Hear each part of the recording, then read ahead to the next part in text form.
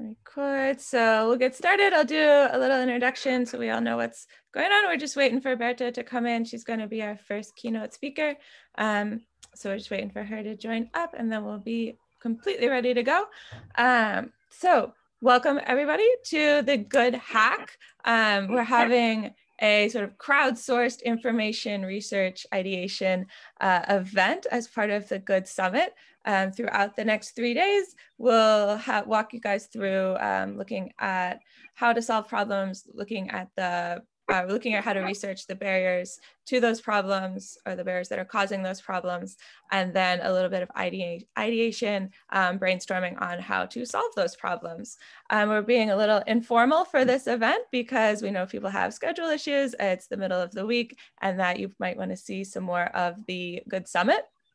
So we have 3 discussion rooms essentially in the Discord. You're welcome to join any and all of them and share your thoughts and talk with the other people there about what you see as the issues and what any research you've carried out yourself. And we'll talk through how to kind of compile that research into something usable that we can present on the last day. Where are you joining? So we're super excited to have you all here. It's always great. We love seeing everyone coming together to solve problems that are important to them, important to us, and important to all of our lovely sponsors. We're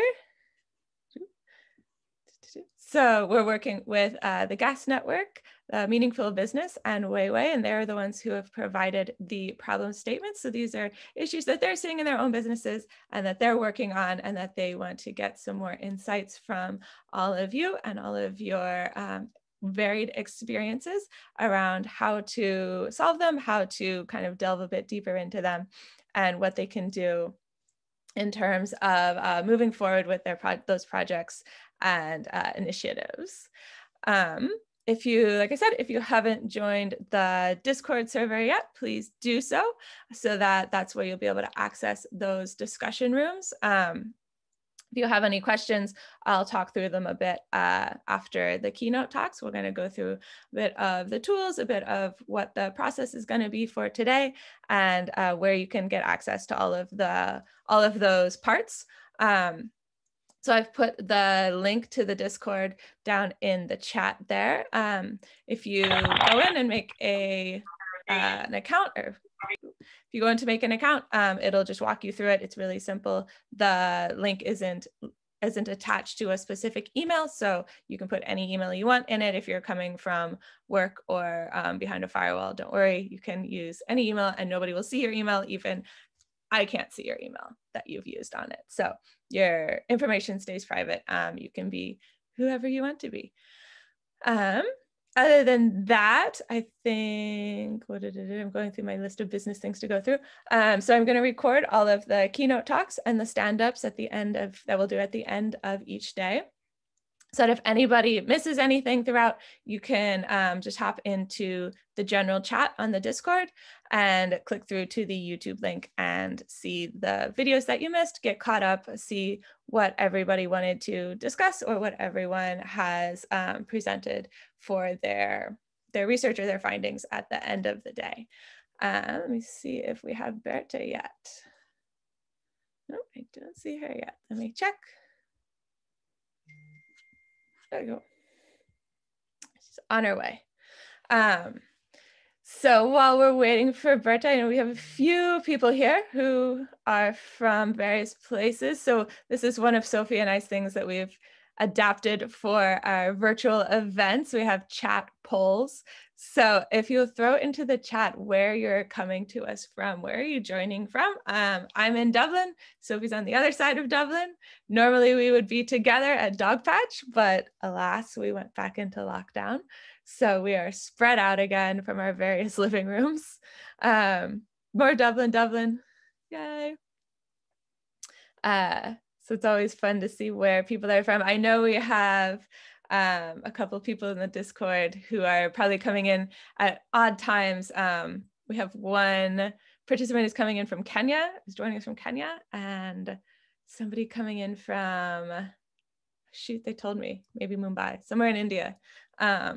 So we have a nice spread of people I know coming in. So we're really excited to see the variety of thoughts and the variety of insights that we get throughout the event. It's going to be really fun to see.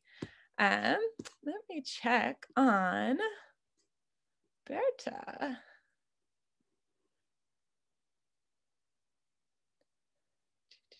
You know, since I think she may be running a smidge late.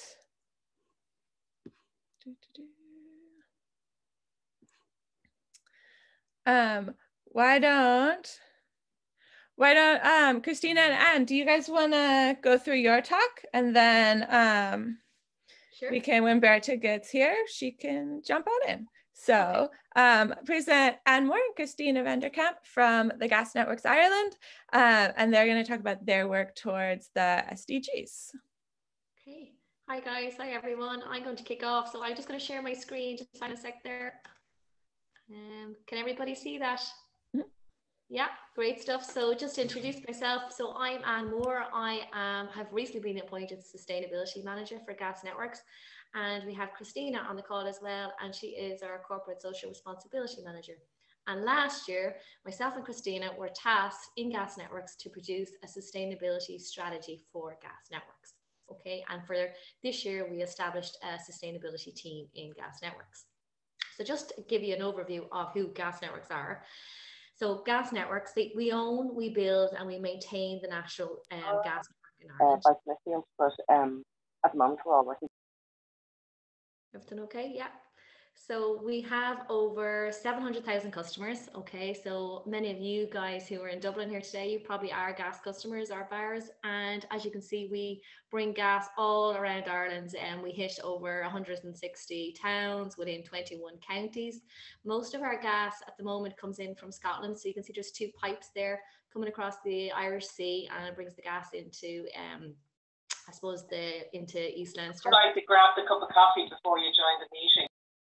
And then the other 40% over the last 12 months has come in from Carib, which is over in Mayo. So that I suppose our gas fields over in Mayo, they're starting to decline. So it'll mean that we'll be more dependent on the gas coming in from Scotland. Debbie, you're very welcome. Will you pronounce your last name for me?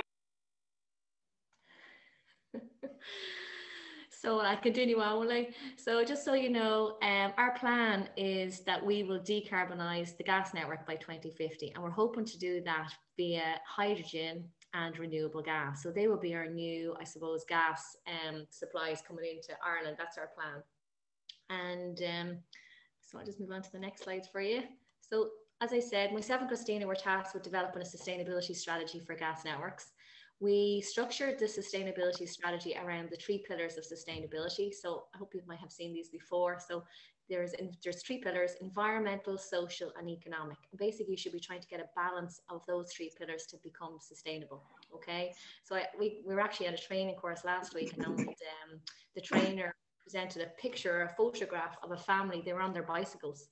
And she asked which pillar did that picture represent. So most people actually said it was represented the environmental pillar, but it also represented the economic pillar because they were saving money because they weren't using their cars and they were saving money on petrol or diesel. They were also on the social side, they were together as a family. So that's represented the social pillar as well. So ultimately what you're trying to do is get a balance between all 3 pillars to really be sustainable. And I suppose in Gas Networks, what we're trying to do, we have pledged to carry out all our business activities in an environmentally responsible, socially inclusive and economically beneficial way to deliver real sustainable impact and to ensure a clean and sustainable energy future for the people of Ireland. Okay, so that's our goal, our vision. So just some of the highlights in Gas Networks. So we have signed up to a low carbon pledge, and we've pledged that we will reduce our carbon footprint by 50% by 2030. At the moment, we are 27% there. So you can see that on the right-hand side there, we've reduced our carbon footprint by 27%.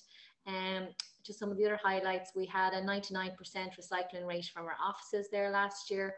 We had our first carbon-free bus journey. So the bus was run on renewable gas. We also had our first injection of renewable gas on the network last year as well. And that came in from, there's a company in Cush in County Kildare who are producing renewable gas at the moment, and we're helping them inject it onto the network. We also had our first public compressed natural gas station, which was opened last year as well in Dublin. And I suppose we're hoping our role will help decarbonise the heavy goods vehicle industry as well, and that they'll be run on compressed natural gas. And ultimately that compressed natural gas will soon be renewable gas, okay, or hydrogen. So we've also, on the last few there, we've also approved 2 million for research and development projects. We donated 141,000 to social inclusion in communities across Ireland projects. We also 40,000 hours of additional education were provided for young people across Ireland, and that was via like our volunteers and gas networks. And we were also won 3 awards last year as well for some of the work we were doing in sustainability last year. So they're just some of the key highlights from last year. And then this year we got our carbon footprint independently verified for the very first time. We participated in this thing called a carbon disclosure project or carbon disclosure platform, which is basically where companies can disclose their carbon footprint, and the company gets rated on how they're managing their carbon footprint. So we've participated that in the first time, and early next year we'll receive a rating from that, process, and they'll rate us to tell us how well we're doing around how we're managing our carbon footprint and that. And we were also shortlisted for 3 CSR awards. We also received a special CSR Merit Award from Chambers Ireland last year. We won 2 of the 2020 Green Awards there back in February. We won the Green Large Organisation of the Year, and we also won the Sustainability Energy Achievement Award as well. We also, as I mentioned, our sustainability team was established this year for the first time. We've developed our sustainability strategy, and this is where we're looking for your help. We've aligned the sustainability strategy around the UN Sustainable Development Goals, and Christina's going to talk a little bit about them later. We published our second sustainability report this year, and we aligned it to these things called the Global Reporting Initiative requirements. So it's kind of a standard out there that companies can align to when they're developing their sustainability report.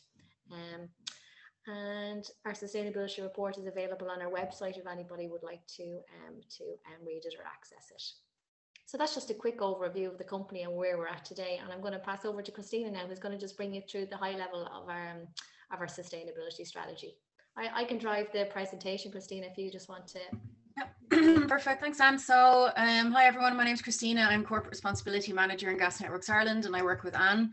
So Anne and I were tasked with developing the sustainability strategy, and I suppose one of the key things that came out was that people in gas networks weren't really sure what sustainability was. What is it really? Is it the environment? Is it social? Is it being profitable?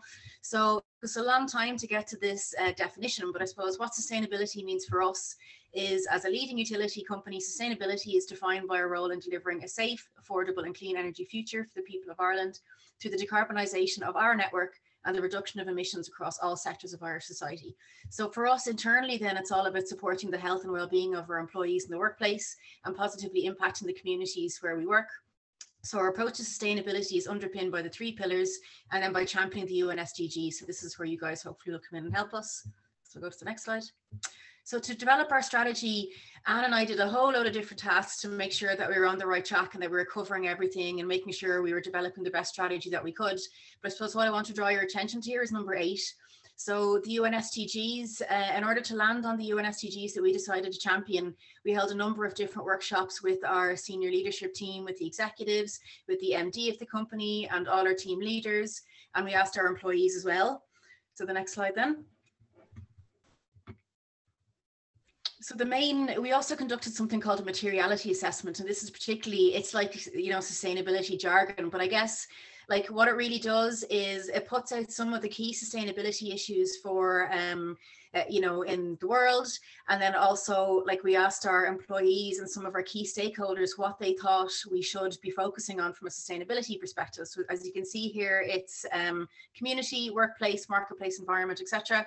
And our employees rated what issues they thought should be really important for us. So you can see like environment and the community, network safety, employee safety, that kind of thing.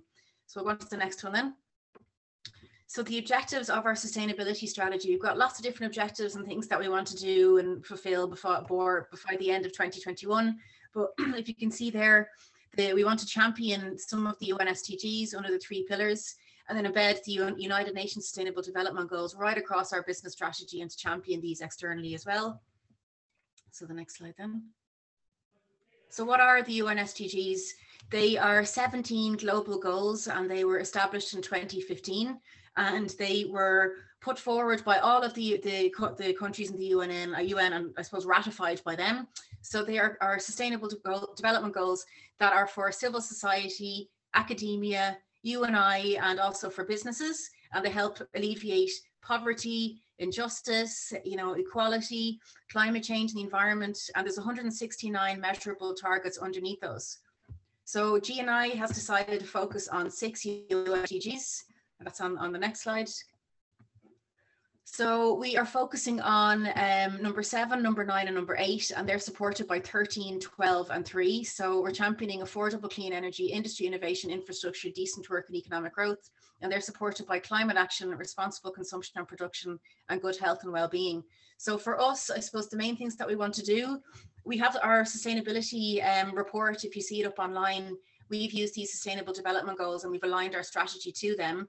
But I guess something that's quite synonymously difficult are measuring tangible progress against the UN SDGs. There's varying different approaches across companies, but there isn't a one size fits all really for how to, measure your progress and communicate your progress on the SDGs. It could be quite. So really why we've asked you guys to work on a question today. You can see there the UN SDGs, how they fit in with our framework, that under each of the pillars, the UN SDGs go across them. So the last slide there, the question that we want you guys to hack is how can companies measure and communicate tangible progress in implementing the UN SDGs? So it's really important for us not to be, greenwashing or paying lip service to the UN SDGs, that we really want to show that we're behind them, and we want to be able to demonstrate clearly both for our staff and also for the public about how we're really, we really want to make a difference. And this is the framework that we're choosing to align our sustainability strategy to.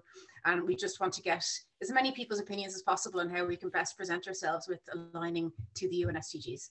Wonderful. Thank you so much, Christina and Anne, for explaining your own work and where you stand. I want to jump right into Berta because I know she has a hard out at 9:30. So Berta, let me unmute you there. And so Berta Herrera is here from Huawei, and she's going to talk about their problem statement. I've also made you a co-host if you want to share any slides, and go for it so I don't take up any more of your time. Hello, good morning, everyone, and thank you very much to the colleagues of Gas Network for actually allowing me to intervene very quickly.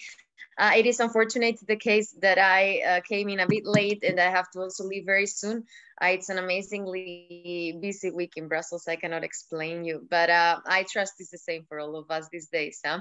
So, well, good luck with it. We shall overcome, of course. And I will just take a few minutes to share no slides. In my case, no slides, but some thoughts on gender equality, on what we're doing at Huawei, and hopefully with the aim that this will inspire other peers as well to do the same. Although, as also Christina was saying, and before that, her other colleague, they are also doing quite a lot of things already, and it's very impressive. So congratulations on that. Well, as you see, well, you actually cannot see it pretty well now because I have closed my blinds. So you can actually see me. It's red like crazy. It's just a better feeling to be part of a shared project on a day like this, right? On a great day when most people are working from home. It is very encouraging to be able to share thoughts with other like-minded individuals. So that's why actually, before we start, I want to personally thank Caitlin and Sophie for this amazing initiative. I myself remember that I met Sophie during another hackathon, the one organized by the European Commission last spring under the patronage of Commissioner Maria Gabriel. That pan-European hackathon that brought Sophie and myself together was a call to action to all citizens around the world, regardless of their origin and skills, to jointly participate in the fight against COVID. This was the early days of COVID, if you recall. It was amazing saying more than 20,000 people feeling that unity, cooperation are key for the common good. And most importantly, demonstrating also that leadership in times of hardship can make all the difference. But you know, regardless of the number of participants that each hackathon attracts, what matters actually is that by participating in them, each and every single one of you, each and every single one of us is already changing things for the best. Because, you know, as we say at Huawei, a journey of 1,000 miles begins with a single step. And, you know, actually this year at Huawei, we, men and women from all over Europe, I have also my colleagues, Luke and Andrew from Ireland, dialing in at the moment. All of us, we're also commemorating the start of an amazing journey. The journey of Huawei in Europe, of Huawei for Europe. It's been 20 years. I mean, I cannot explain you. 20 years ago, Huawei opened its first research and development center in Europe. And it was the start of a fruitful relation that has connected millions of citizens, homes, and businesses in our union and in our continent. Today, Huawei has 23 research and development centers all over Europe and employs nearly 15,000 professionals. 15,000, 70% of which are locally hired. Among these bright minds, of course, there are many great women making a difference at all levels. You know, because frequently, and I repeat this at every conference, I have the opportunity to start. One of the problems that women face the tech industry is that they cannot access top positions. This is what we call the glass ceiling, right? Something that no one can see, but that actually prevents women on a daily basis from taking their careers to the highest levels, from, you know, making an even bigger impact for the benefit of society. That's why I actually feel incredibly proud to be part of Huawei, because in our company, from my experience, I can tell you that this is not the case. And I will actually give you one example that is very close to my heart. It's that of Sophie Batas. Sophie Batas, an amazing French lady, is our director for cybersecurity and data privacy here at Huawei's Brussels office. No matter who you ask, everyone will tell you the same thing. Sophie knows her topics from A to Z and leads the team's efforts in areas that for many of us are just another word, you know, cybersecurity. When she starts telling us about all the different complex levels of this, we are like just astonished. Sophie is an amazing leader, but it's not only because of her intellectual capacities. Sophie is an amazing leader because she empowers other people, other women to become leaders too. And the best thing is that by doing this, she encourages other colleagues to do the same. And what is the end result? The end result is that no matter whether team leaders or team members are men or women, at Huawei, everyone is supported so that they can shine. At Huawei, we know that the glass ceiling can be broken.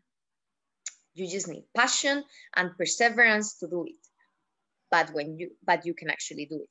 And when you need support, both female and male colleagues are there to support you. And again, I can tell you this from personal experience.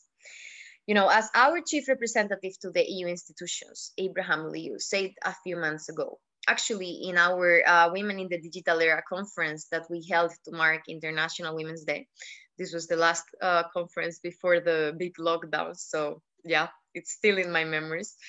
Our aim is to inspire the next generation of women to join the tech sector. And that is why we don't spare resources in supporting initiatives that can help women. And most importantly, girls, of course, women and girls. We want them to understand that this is their world as well. That technology is not only made for them, but that technology can also be made and shaped by men, by them, sorry, not by men, by them, by women and by girls. Technology can also be made and shaped by women. You know, women amount to half of the world's population, and this means that female talent also amounts to half of the world's talent. In today's society, you know, with many European countries actually undergoing very difficult situations, obviously, because of the health crisis, but because of the economic crisis. And I can tell you that very honestly, because I'm from Spain, and it's not being an easy time. Again, you know, in today's society, when we are in need of all the talent available to come out of the COVID crisis stronger, we cannot afford, we simply cannot afford to waste women's talent.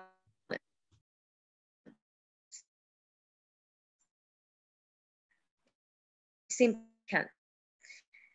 We for change society are big or small to believe in change, because it is only when we truly believe in change that we can make it happen. Therefore, my message today is clear, and with this I will soon finish. No matter whether you work at a startup or at a multinational company, no matter whether you are a freelance, an intern, a young professional, or a top manager, your efforts can help advance equality within your industry, within your city, within your country, and within Europe as a whole. If you're a woman, the message is clear: help other women to shine. But if you're a man, the message is exactly the same. To be in your daily life, lead by example.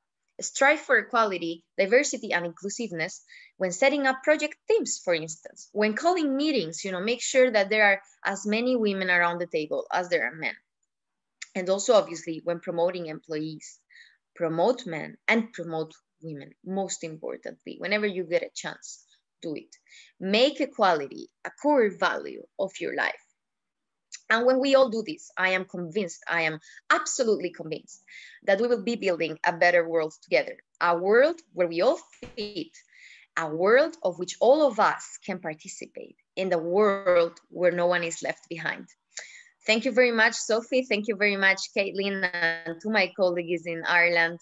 And with this, I need to bid farewell. I do have to go, but have an amazing hackathon. Great. Thank you so much, Berta. Wonderful to have you. And thank you for an inspiring talk on women in STEM. So it was wonderful. And I hope all of the participants we have here now are inspired to start working. Thank you to all of our keynote speakers, Anne and Christina as well. I'm going to go through some little kind of businessy things and some tools and how the rest of the few days are going to be set up so that everybody knows what to expect, and that we all know what's happening. So we're all on the same page. So the way we've set up the teams or the rooms for the discussions for the next 3 days is by topic. So you'll see in the Discord server in your left-hand bar there that there are 3 channels. They are Women in STEM, Measuring and Communicating, and Employee Support During Work from Home. So these are the shortened titles of our problem statements that I could get to fit into the text title channels. So you'll have a text channel for each topic and a voice channel for each topic. If you click into the voice channel on your Discord, it will take you into a virtual meeting, very similar to a Zoom one like this. And we're welcoming everybody to go in and talk about the issues that they see there and the research. I've also created, let me share my screen now. Hold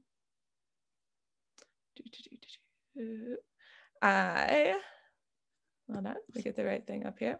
There we go. I've also created a Miro board where we can drop, or everybody can drop their findings throughout the 3 days. As we were chatting earlier, the nicest part about having our virtual events is that we don't have to wipe down the boards at the end of the day or lose all of the sticky notes. So within, I will drop the link to this board in the general chat and in the each topic chat as well. So there's a board for each problem statement. So imagine this is the whiteboard in your workroom, in your office that you're in if we were in a physical event. Within that board, this is kind of the first steps of the day. This is what we're focusing on: the problem statement, who it affects, and how you can start to build ideas around solutions for tomorrow. Within each board, you have, let me get in here so we can actually see it.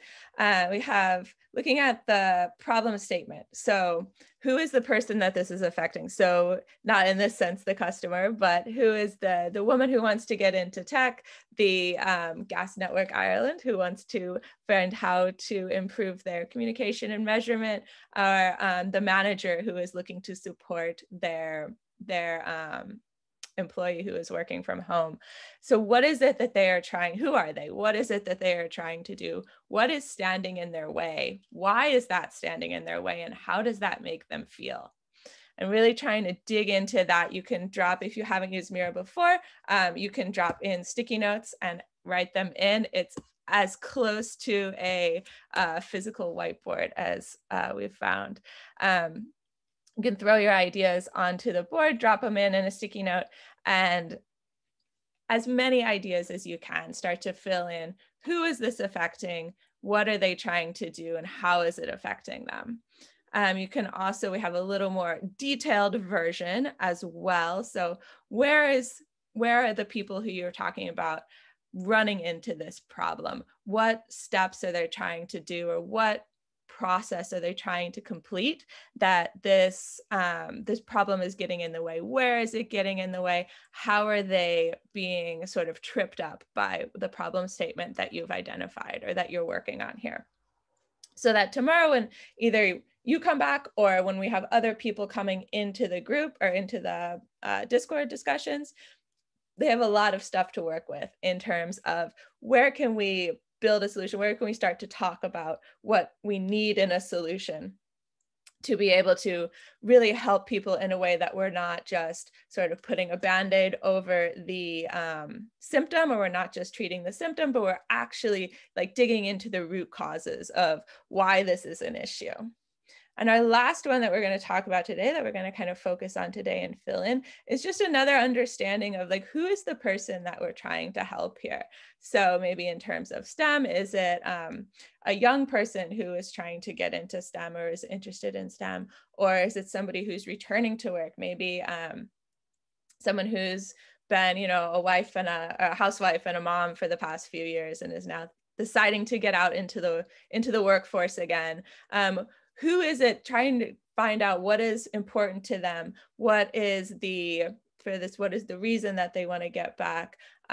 Why is it specifically STEM, or why is it specifically into that field that they want to look? So I've created, and then we also have just a space at the bottom, any other sorts of ideas, any links to articles or things that you find throughout your discussion, or any sort of maybe questions that you have throughout the day, that you can drop them down into the space at the bottom of the board on a sticky note, or just typed in for people throughout the next 3 days to look at, and for you to share with anybody in your discussion room. So there's one of those boards for each of the problem statements. You're welcome to spend all day on one.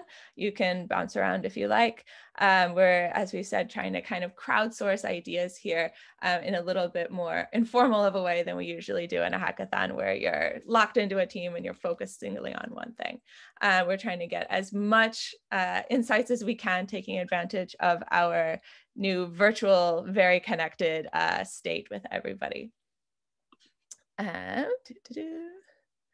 That's everything we have there. So any questions so far on what our next steps are, or anything before we jump into the workrooms and start to move into the Discord server again? Cool, fabulous. Sorry, where do you get the Miro boards? Is there a link for that? I'll put the link in the Discord. Yeah, I'll drop it into everything. Cool. And it'll take you right to that. Hopefully it should take you right to that board. If not, it'll take you to my dashboard of boards, and the board is called the Good Hack board. or the Good Hack, and then just click into that and you'll see those framed out boards there. So I'll drop links into the Discord right after we're done with this. So cool. All right. So we're going to sign off here in a few minutes. Jump into the Discord. As I said, you'll see those problem statement rooms in the left-hand sidebar there. You can click, if you click into the voice channel, it will take you into a video meeting like this one. And if you want to drop any information text-wise, you can put that in the text channel, Miriam. So you are allowed to choose whatever problem statement strikes your fancy, you can jump into that room. So we're letting you decide on which room, which problem statement you would like to work in for the next 3 days or for the portion of the event that you're going to be in. So there are, let me make sure I tell them in the right way. So we have a women in STEM room. So within that, we actually have 2 problem statements, how technology can help to provide access and incentives for STEM education. For example, if you were given the chance to develop an app for girls to inspire them to learn, how would you do so? The other problem statement within that women in STEM room is, wow, what do you expect tech companies to do to raise awareness of career trajectory for females working in STEM?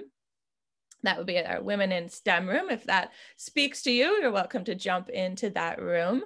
The next one we have is from the GAS Networks. It's there, how can companies measure and communicate tangible progress in implementing the United Nations Sustainable Development Goals? So if that's what speaks to you, you're welcome to jump into that room.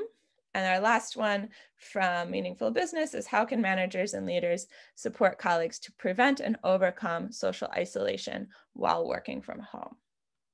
So whichever of those problem statements sounds most interesting to you, you're welcome to self-select into which team or which problem statement group you would like to work on.